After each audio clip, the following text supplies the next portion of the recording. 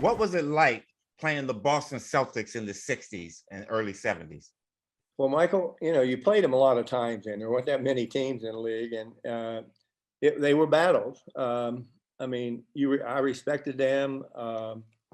It seemed like every time they needed a basket somehow, they'd get a bounce the right way. And there were 2 times that for sure we shouldn't have beat them, Michael, 2 times, and we didn't. And that was the most devastating thing of all, to go home and feel the enormous disappointment. Jerry, what made them so good? What made them so good? Well, the greatest winner that ever played professional basketball is Bill Russell, 11 world championships. And, they made a trade that was, they traded 2 white guys for a black guy then, which was in Boston, which was a city that it was filled with racial tension.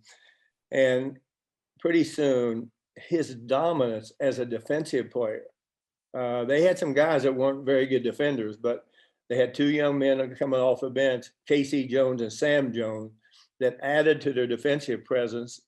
And they could win any game, an offensive game, a defensive game, a physical game.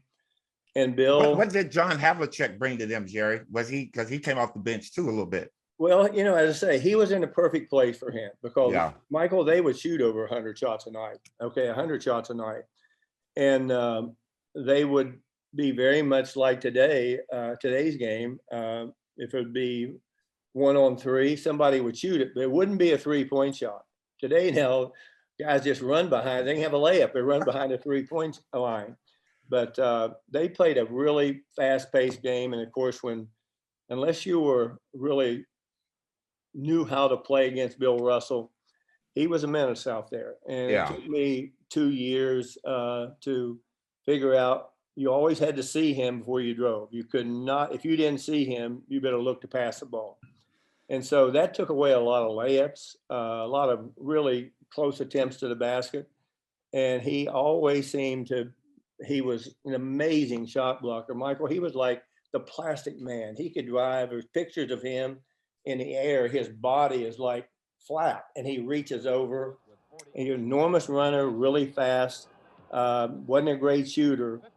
But he could do everything that a team needed to make up for the mistakes that these other players made, particularly defensively.